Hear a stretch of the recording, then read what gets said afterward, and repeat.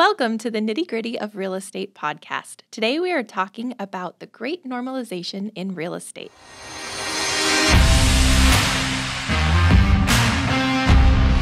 So today we're going to talk a little bit about the normalization of the market. As a listing agent, what is it that you're seeing? What are your sellers asking you today? Well, what we're starting to see is from our sellers is every time we go through a shift, the questions like, why isn't my house selling? How come I don't have multiple offers? Where are all the buyers? My neighbor sold 6 months ago, had 18 offers for $100,000 over asking, all of that kind of stuff. Unfortunately, and this is just the reality of real estate, the general public is usually 6 months behind. Now, because I've been in the business for a long time, I'm starting to see those numbers change a little bit because of the way information is disseminated on your phone. I mean, you get it right away. I'm seeing right now and saying to everyone that the general public is about 3 months behind. So about 3 months ago, 3.5 months ago, we started to see a change in the marketplace, okay? There weren't as many buyers out there. There weren't as few of homes out there, more homes coming on the market. The builders were catching up. Inventory is slowly catching up. There was a report I heard there were over 200 ships parked outside of LA, Port of LA, and now there's like 8 or 9.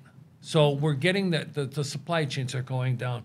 So what people are asking me is, why isn't this happening? And I'm trying to explain to them the actuality of it is there are more properties on the market right now, and there are fewer buyers on the market, like a normal market, right? And they're like, well, I missed the boat, and I still want to get this kind of size. Well, you just can't. We're going back to a normal market.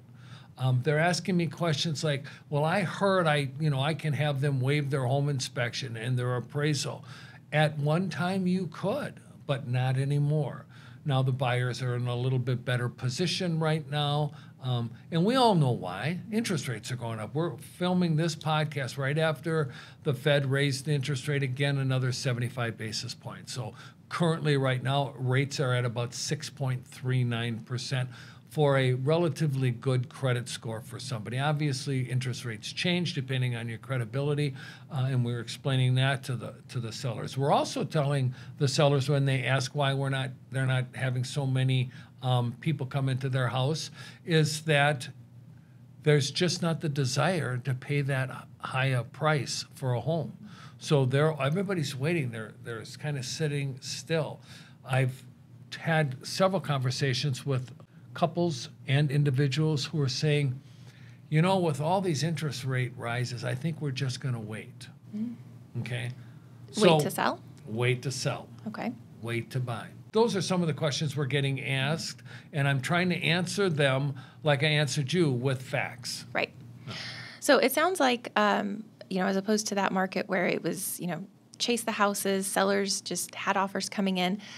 Sounds like as a seller, then, it's going to be really important to have an agent who is knowledgeable on what to do besides, just drop the price of your house or making sure that it's being marketed correctly. Are you offering your sellers any advice in this new, more normalized market, what they can do to get the best price for their home? Hey everyone, we want to interrupt this episode to let you know that we are a Keller Williams Southern Arizona franchise. We are also realtors practicing equal housing. Now let's get you back to the podcast. Yeah. So going back to a normal market, it's where you've got to make the house look presentable. You've got to be the prettiest girl at the dance to get picked right away. Mm-hmm. You have to have a product that's quality. You can't put, if you're trying to sell a new car and it's got scratches on it, they're not going to buy it. Right? So if you're looking to buy potatoes, you don't want potatoes that have brown spots or black spots on them, right? You want nice potatoes. The same thing with your house. Clean your house, make it presentable, declutter, do all the things we used to do when it came to selling a house. Become the prettiest girl at the dance, I like to say. Another thing is you don't overprice your house. You price your house to be competitive.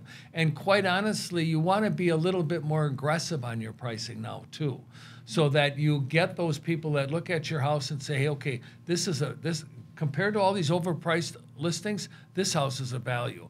I'm going to go see this house. We're going to put an offer in on this house. So creating something that people are desiring, well cared for home, clean home, organized home, priced well, being open for offers, being open to do the repairs that the buyers are asking for, not to be pig-headed.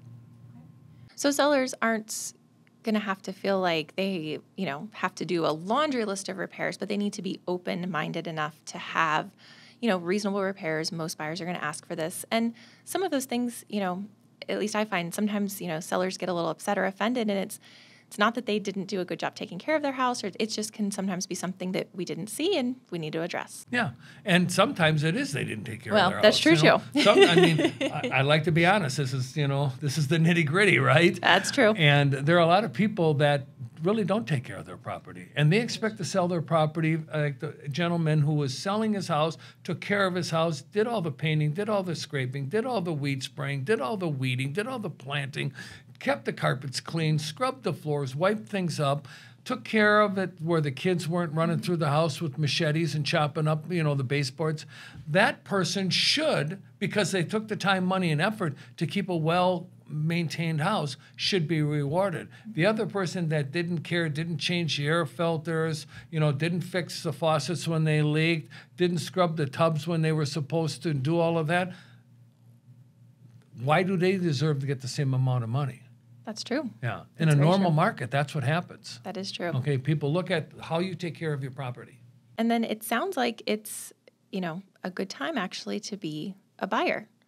You have more homes available to choose from. Your expectations for repairs, you can certainly expect to have some repairs. Pricing, you're not competing so much. So it sounds like it is actually in this normal market, buyers have a little better advantage. Right. And so what we're seeing, the buyers are getting back to having a little bit more control. Before they had absolutely no control. And somebody representing a buyer as an agent, you're like, my job is to get you the house. Now, you may have to overspend for it, but that's the way you're going to get the house. Now we have to start really looking for the buyer's best interests and say to them, in the current market, paying over asking price is probably not a wise thing to do. Waiving your inspection is not a wise thing to do. Waiving your appraisal is not a wise thing to do. You know what? And we had the home inspection, and there looks like a little water damage on the inside of the house. We need to get that addressed. We need to have a roofer come in. We can't bypass that anymore. Oh, and by the way, you don't want to pay this much for the house because you can't afford it. My job is to help you find a lending that you can use in order to acquire the house. That's another thing in a normalized market that we're starting to see is we're starting to see lender shopping. Yes. Okay. For a while, we weren't lender shopping. We were just, whatever we can get. We're great to have a 2.9% interest rate, right? But now what we have to do is lender shop and see where I can get the best bang for my buck because interest rates are so high, right? So we've talked about some previous podcasts about doing the 3-2-1 buy down rates.